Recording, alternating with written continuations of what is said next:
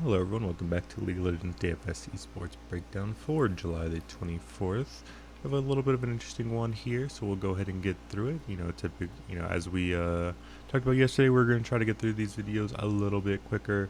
So we'll just kind of quickly recap the results. IG did end up getting the 2-1 over WE. It was a little bit back and forth. I think WE ended up actually outscoring them in DraftKings points just with how Game 2 was so one-sided for WE's favor. And Game 3 actually started out in WE's favor as well, so they definitely could have walked away with the series, but IG kind of brought it back a little bit with a decent comeback in Map 3. JDG versus BLG. JDG stomped them hard, pretty one-sided Map 1. BLG ended up bringing it back in Map 2 with a pretty decent comeback of their own. And to catch that BLG Map 2 ticket that we talked about yesterday, very rarely do we talk about specific bets, but sometimes when we do, they usually have a good idea behind it, and that one was one that worked out in our favor, and then JDG brought it back in Game 3. So triple blue side win there for JDG BLG series. And then RNG EDG. RNG looked pretty solid in Map 1. EDG looked even better Map 2, and then arguably even looked better Map 3. However, that was a pretty miraculous comeback by RNG. That's just kind of what happens sometimes when you let the game go a little bit too long from the EDG side. We see it pretty rarely, but it is something that happens. EDG were definitely very, very much in command of Game 3. And then they were just a second too late rotating into the Elder Dragon fight at about 41 minutes.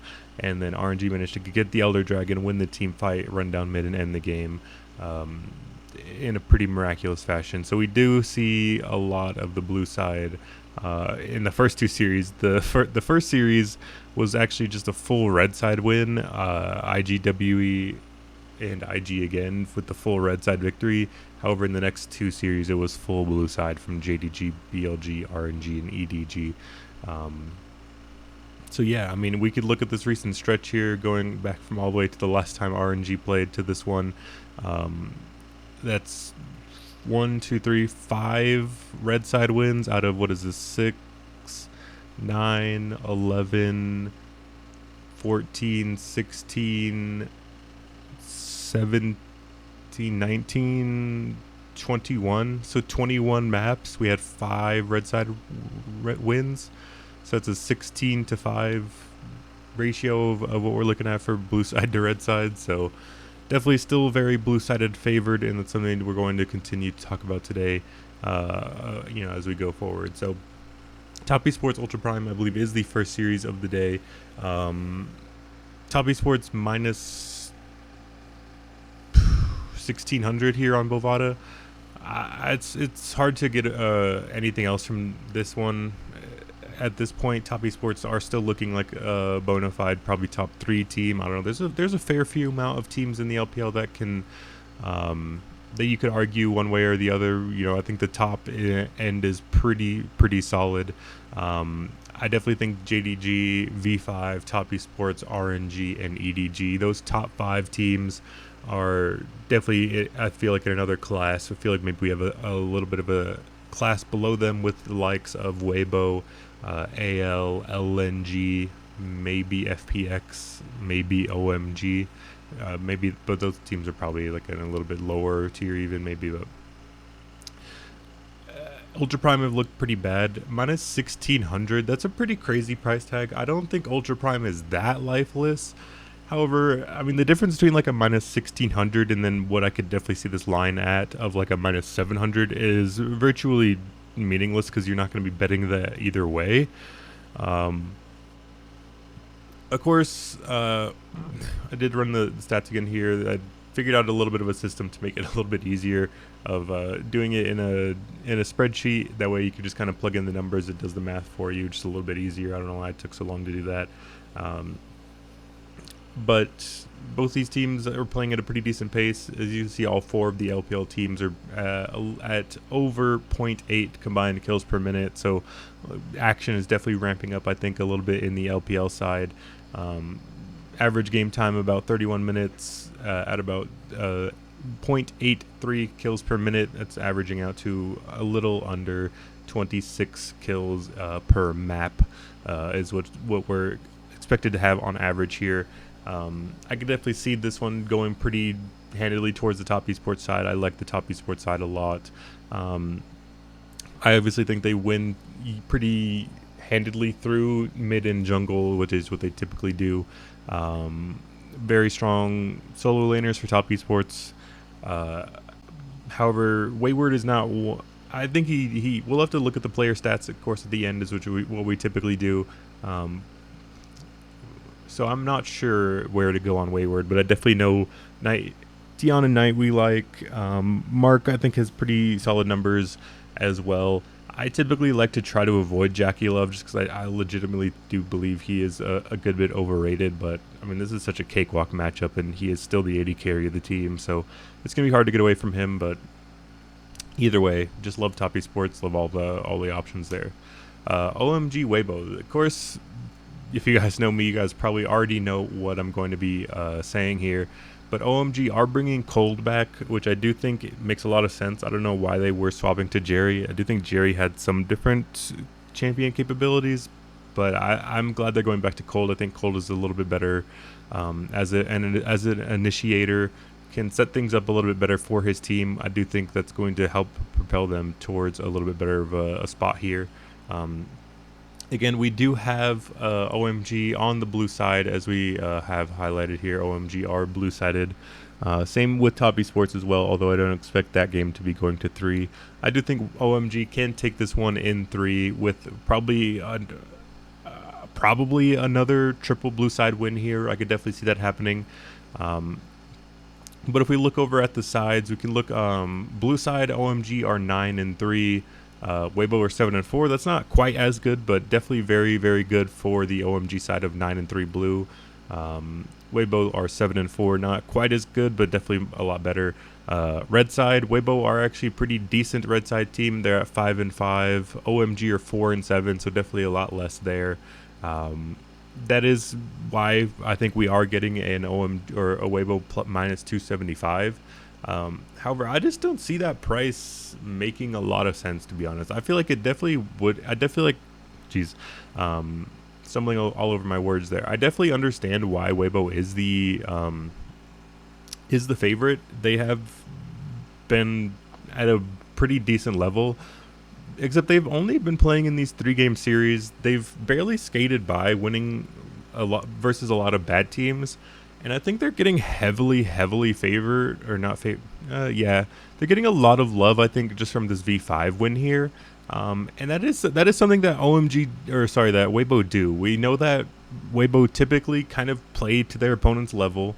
And we could tell by the fact that they've been to 3 games in the last, what is this, 1, 2, 3, 4, 5. They 2-0'd Ultra Prime, but then 2-1, 2-1, 2-1, 2-1. So they've been in two game series out of their 11 games so far. So I definitely see that one going over 2.5. That's only a even money. That's probably not that bad. That's probably a decent way to approach this. I'd look at what's the AIA or the OMG exact 2-1 here, plus 400. That's a pretty solid price as well. I would not be opposed to this OMG exact 2-1.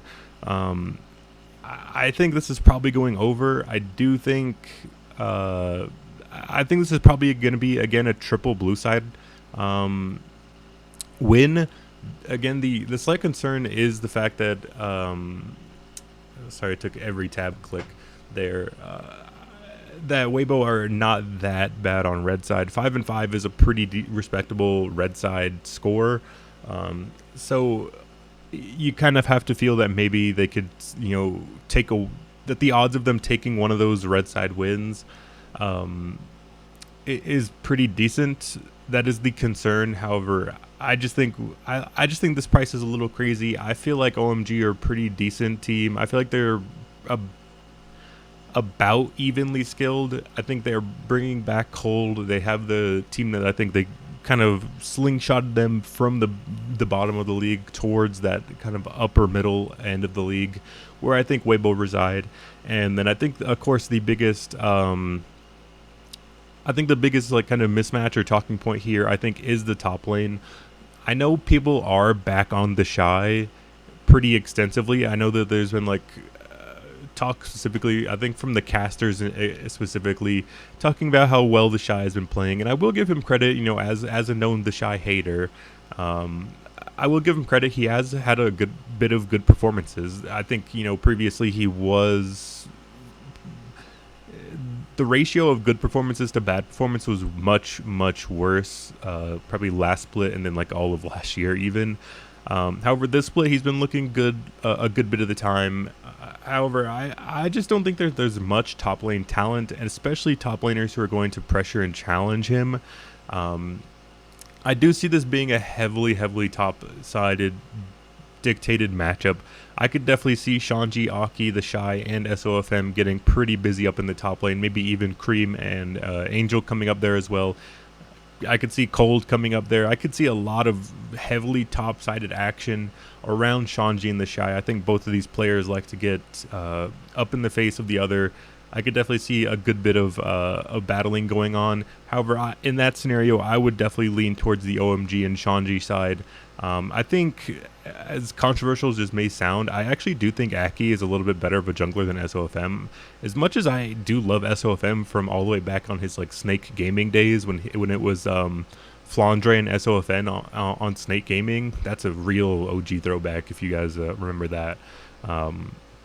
That was when I feel like that was an entirely different SOFM. I feel like he was a like oppressive Graves player, and now he's like a average player. Picks his Lee Sin a lot. Like he's just kind of like a carbon copy of like a LPL jungler. Like I don't think he's anything special. I don't think Aki is special either. However, I just feel like he's a little bit more consistent. However, I just think the upside, and I don't think SOFM is going to be putting that much pressure on Aki either. Although Cream has definitely had very high ups and downs, Angel is pretty stable there in the mid lane. I just feel like Cream could definitely flex a little bit here and do some good things as well. We know Abel's been a pretty consistent good player for most of the split for OMG. I feel like all these things, I just feel like this is a little bit of a stylistic positive for OMG. I feel like they're getting a little bit disrespected here because I think they've been on like a little bit of a skid themselves. Yeah, they lost to TT last time out. They did get the 2-1 over FPX, lost to Top Esports, barely beat WE themselves. They're going to 3 games in every series as well. It looks like every series that they've played except for an LGD 2-0 and an Ultra Prime 2-0, they're going to 3 as well. So that's just definitely, again, another reason why I think this is probably going to be going 3. It's pretty hard to justify a Weibo look when you have... I feel like you need a little bit more of the sweep factor from your favorites. You're going to be competing with Top Esports, so I think is going to be a pretty stable score. And I definitely feel a lot more comfortable combining Top Esports with OMG than I am going to down to something like Weibo and Top Esports, where you'd maybe have to get like a jungle captain, or maybe even go down to a top lane captain or something like that. I'd imagine it's going to be relatively popular. I just like building that way, though. I feel like OMG are going to win this in 3. They're going to take that blue side game 3. I like the OMG 2-1 at plus 400. That's a pretty decent number, I think, for this one. I don't think OMG are that big of an underdog here. I think this is a pretty close match. I think it's going to be back and forth. I think it's going to be heavily dictated by the top lane matchup. I do think the Shy is going to get bullied by Shanji and Shanji's creative champion pool. We've seen him break out a few different things. Obviously, he was the first to go to the Shyvana top, and he kind of revolutionized that. I would imagine Weibo are going to go ahead and ban that out. But we've seen him try out the things like the Lilia top, so we know he has this arsenal of creative picks. We know the Shy is very susceptible to having very bad games where he's like 0-6-0, where he's completely and utterly bullied out of the game.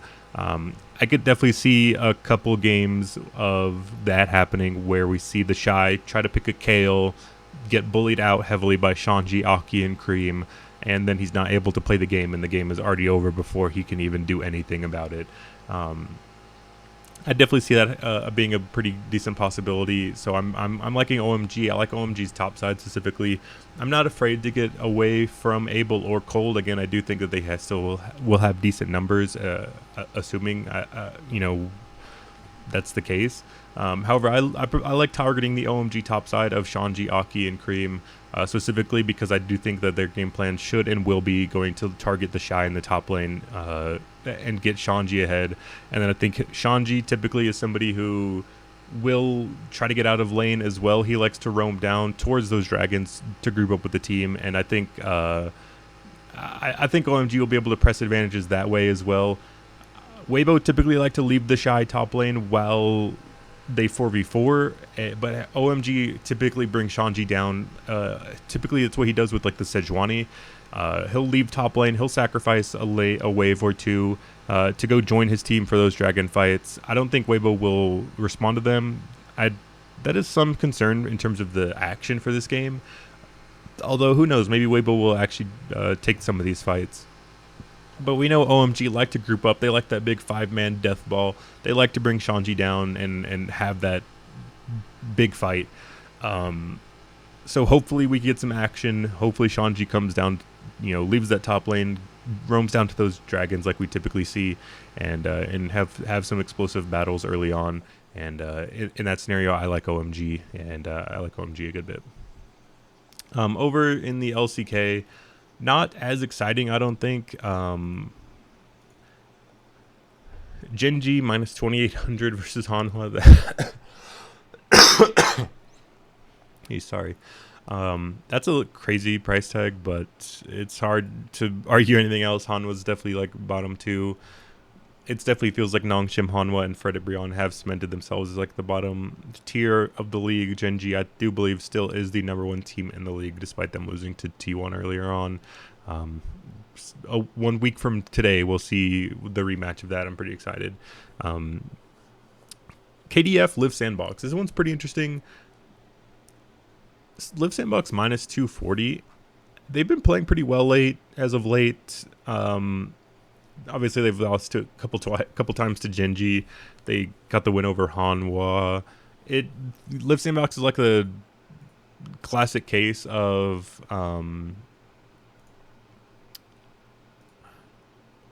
losing to the upper end teams, beating the lower end teams. Like, it's exactly what we would expect from a mid-leveling LCK team like LSB.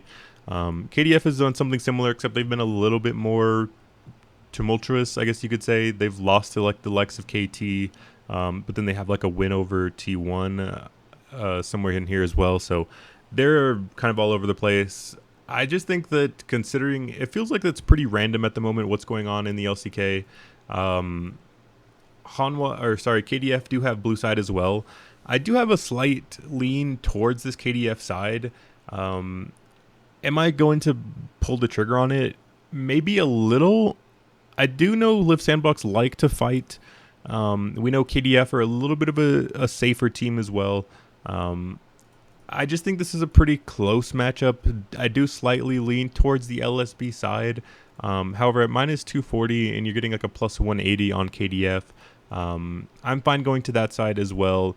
I like the over 2.5 plus money, plus 110. That's not a bad shout either. I'm going to slightly lean towards the KDF side. I'm going to mix and match them on DK a little bit. They might be a lineup. Like, if I'm thinking of an idea in my head, like I typically am a kind of a 3 max player right now. I like Top Esports. I like OMG. I like Top Esports and KDF maybe. I think that's a pretty good idea as well. I don't know if I'm going to get to any Hanwha Life Gen G. I feels like Gen G's participation and stuff is really low. They're much better than Hanwha. I could definitely see that one getting very out of hand and over quickly.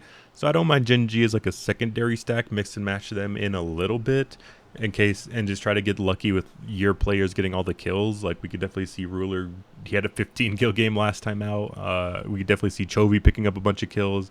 Maybe they play heavy through Doran once in a while. The options are there for Gen G secondary.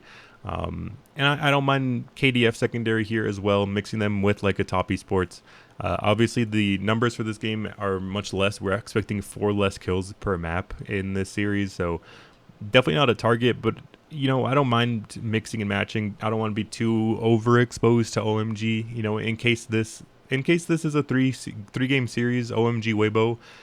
In case it is a 3 game series where neither team really scores, and that if that's the case, then maybe KDF can get enough done. I don't mind mixing and matching them as well. So those are my ideas. That's where we're gonna go ahead and look at.